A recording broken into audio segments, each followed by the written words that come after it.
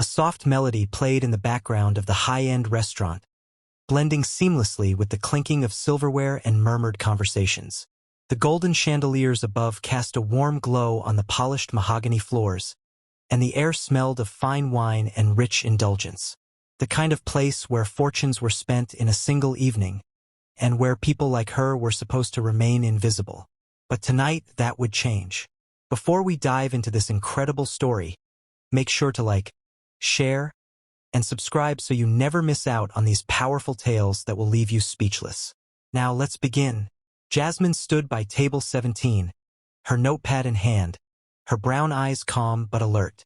She had been working at Le Chateau Royal for nearly 2 years now, weaving through tables, balancing trays heavier than they looked, and smiling through every entitled demand thrown her way. It was a place of luxury, reserved for the elite, a world far removed from the tiny apartment she shared with her younger brother on the other side of town. But Jasmine never let it get to her. She had dreams, big ones, and she had a talent that no one here knew about, a gift that had been buried under long hours and exhausting shifts. That was until he walked in. He was the kind of man who demanded attention the moment he entered a room. Tall, broad-shouldered, with an expensive suit that probably cost more than her entire year's salary. His slicked-back blonde hair and cold blue eyes scanned the restaurant like he owned it. And in a way, he did. Richard Sterling, a man who built his fortune in real estate, turning slums into skyscrapers, making billions while displacing thousands. Jasmine had heard stories about him, the kind of stories that made her stomach turn. "Excuse me, sweetheart." His voice cut through the air like a blade. She turned, forcing her best customer service smile. "Yes, sir?" Richard smirked, lifting his glass of whiskey. "I was just telling my friends here that service has really gone downhill." His friends chuckled. 3 men in their 50s, equally rich, equally entitled, sipping their drinks as if they owned the world. Jasmine kept her expression neutral. "I'm sorry to hear that, sir. Is there something I can do to improve your experience?" Richard leaned back, twirling the ice in his glass. "Well, I heard something interesting about you." His eyes glinted with something dangerous. "They say you play the piano."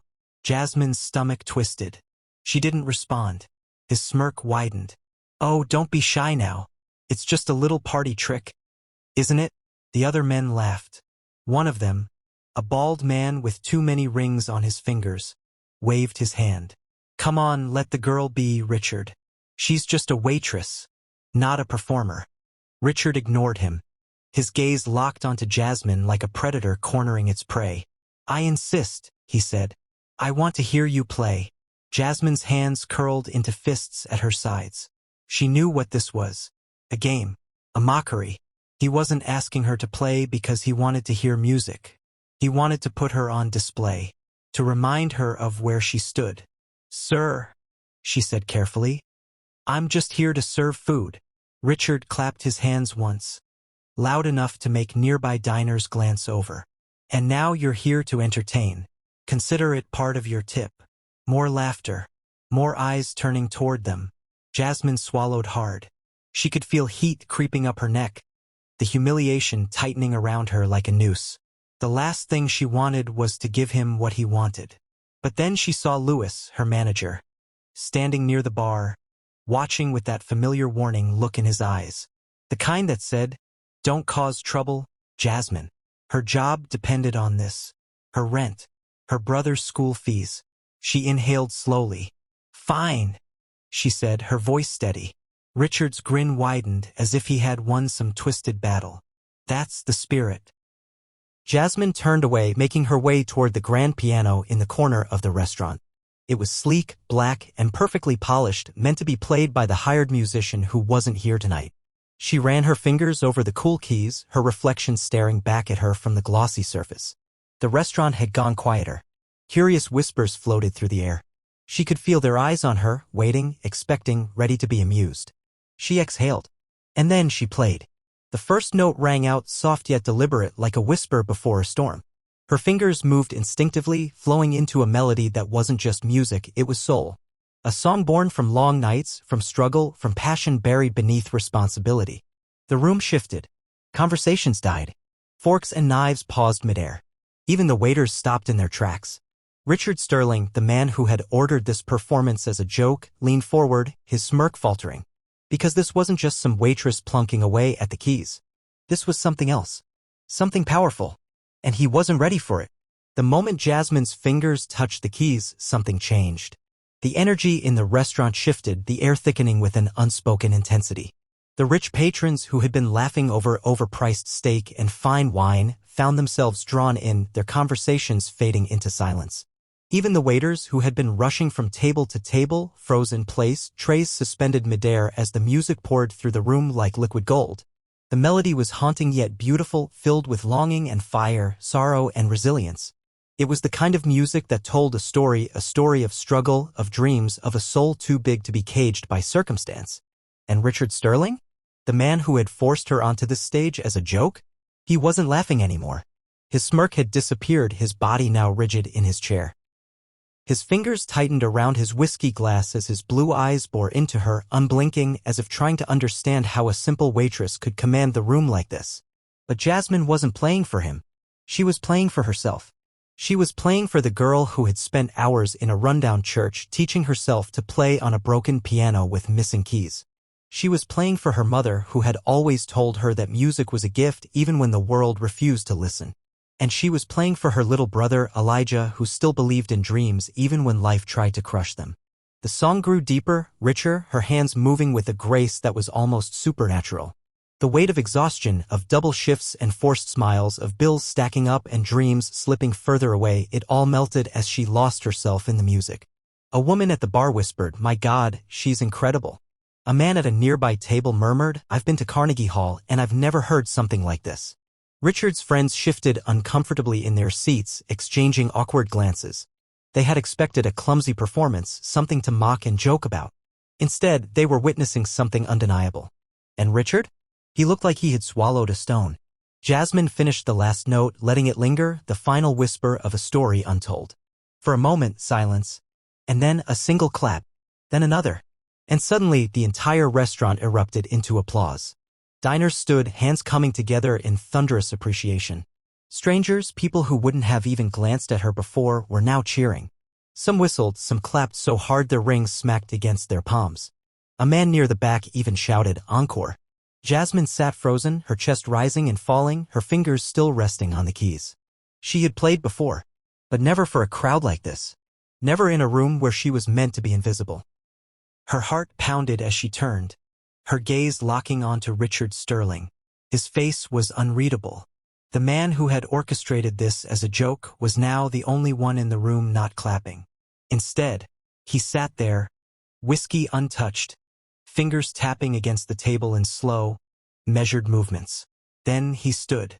The applause dimmed slightly as all eyes turned to him, the towering figure who had once commanded the room now seeming strangely small. Richard took a step forward. Another. And then, in a voice laced with something Jasmine couldn't quite place, he said, "Where did you learn to play like that?" Jasmine held his gaze, her spine straight, her chin lifted, and she simply answered, "I taught myself." A flicker of something crossed his face. Surprise, maybe even admiration, but it was gone too quickly to name. Then, with a slow smirk that didn't quite reach his eyes, Richard said, "Play another one." But this time it wasn't a command. It was a request. And Jasmine? She wasn't sure if she wanted to grant it. Jasmine hesitated. Her fingers still hovered over the keys, her pulse steady but quick. The room hadn't settled yet. There was still an electric tension in the air, a weight that hadn't lifted. The applause had died down, but the eyes remained, watching, waiting. And then there was Richard Sterling, the man who had forced her into this moment. The man who had expected a joke but had received something entirely different. Now, he stood there, his piercing blue eyes fixed on her. His lips curved into a smirk that didn't match the uncertainty flickering behind his gaze. "Play another one," he had said. But this wasn't the same arrogance from before. There was something else there now, something Jasmine couldn't quite place. She should have said no. She should have stood up, walked away, let him sit in the awkward weight of his own miscalculation. But something inside her, maybe pride, maybe defiance, maybe something deeper, made her do the opposite. She lifted her hands, took a slow breath, and let them fall onto the keys. This time she played differently. The first song had been a showcase of skill, a silent rebellion, a declaration of worth in a room where she wasn't supposed to matter. But now she played something more personal, something that came from a place untouched by expectations or performance. The notes were softer, more delicate, weaving through the room like a quiet confession. It was a melody she had written herself, late at night, in the silence of her tiny apartment, while Elijah slept in the next room. A song she had never played for anyone else. And Richard Sterling, he knew it. She could see it in the way his body stiffened slightly, the way his fingers tightened around the edge of his whiskey glass. He was listening now, truly listening. The restaurant remained silent, every patron hanging on the melody. But Jasmine wasn't playing for them anymore. She was playing for the man who had tried to humiliate her. And yet, somehow, she was the one in control. The song swelled, then softened, her fingers gliding effortlessly across the keys. Each note carried a piece of her story, her struggle, her dreams that had been tucked away for too long. When the last note faded into silence, the room remained frozen. No applause, no whispers, just silence. Jasmine turned to look at Richard. His face was unreadable. The arrogant smirk was gone. The confidence, the amusement, it had all vanished. Instead, he looked affected. He exhaled slowly, setting his whiskey down with a soft clink. He took a step closer to the piano, studying her as if trying to make sense of something that didn't fit within his carefully constructed world. That song. His voice was quieter now, almost hesitant. Did you write it? Jasmine didn't flinch. Yes. Richard was silent for a long moment. Then, something unexpected happened. He reached into his jacket pocket, pulled out a black metal card, and placed it gently on the piano's polished surface. "Come see me tomorrow," he said. "I have an offer for you." Jasmine blinked, staring at the card. It wasn't a business card, it was a personal one, embossed with his name, a direct line. The kind of thing people dreamed of receiving from a man like him. But she wasn't just anyone. She was the woman he had tried to humiliate. She was the woman who had proven him wrong. Jasmine lifted her gaze, meeting his eyes, searching for the catch, the trap, the game. But for the first time that night, Richard Sterling didn't look like a man playing games. And that scared her more than anything else. Jasmine stared at the black card resting on the piano. Her name wasn't on it, just as Richard Sterling. And beneath it, a direct number. No title. No company logo. Just an invitation wrapped in mystery. The man who had tried to humiliate her was now offering something. But what? She could feel the weight of the room pressing in. The restaurant guests were still watching, their curiosity burning through the air like wildfire. They had witnessed something remarkable, something that wasn't supposed to happen, a waitress, a nobody in their world, leaving a billionaire speechless. Jasmine took a slow breath. She wouldn't let him rush her. With measured control, she picked up the card, feeling its smooth texture between her fingers. Then she looked up at Richard, searching his face for the arrogance, the smugness, but it wasn't there. "What kind of offer?" she finally asked, her voice steady. Richard's lips curved slightly, but it wasn't a smirk. It was something else, something more calculated. "Meet me tomorrow," he said, slipping his hands into his pockets. "No strings. Just a conversation." Jasmine narrowed her eyes. She knew men like him. He was powerful, rich, used to getting what he wanted. And right now he wanted something from her. And that made her cautious. Before she could respond, the restaurant owner, a middle-aged man with graying hair and a nervous energy, rushed over. "Jasmine, I had no idea you could play like that," he stammered, adjusting his tie. "Why didn't you tell me?" She didn't answer. Because what was there to say? That a waitress playing piano in a place like this was never part of the plan? That people like her weren't meant to be heard here, only seen when they were needed? Instead, she simply stood, smoothing her uniform. "May I go now?" she asked. The owner blinked. "Yes, of course." Jasmine turned back to Richard. "If I show up, it'll be on my terms." Richard's expression didn't change, but something flickered in his eyes. Amusement? Respect? She couldn't tell. "Fair enough," he said. "I'll see you tomorrow." And with that he stepped back, giving her space. Jasmine didn't wait. She walked away, ignoring the whispers that followed, the stares that lingered. She shoved the card into her apron pocket and pushed through the kitchen doors, her heart pounding against her ribs. As soon as she reached the back alley, she exhaled sharply, her breath visible in the cold night air. What had just happened? A few hours ago, she had been nothing more than a waitress, taking orders, refilling glasses, surviving. Now, the billionaire wanted to meet her. She pulled out the card, turning it over in her hands. What if this was a trap? A game? Or what if it wasn't? She thought of Elijah waiting for her back home. Thought of their tiny apartment, the overdue bills, the dreams she had tucked away long ago. Maybe, just maybe, this was a door she had to walk through. But tomorrow she'd find out the truth. Because if Richard Sterling thought she would be easy to impress, he was dead wrong. The next morning, Jasmine stood outside a towering glass skyscraper, staring up at the Sterling Enterprises logo gleaming in the early sunlight. She had barely slept.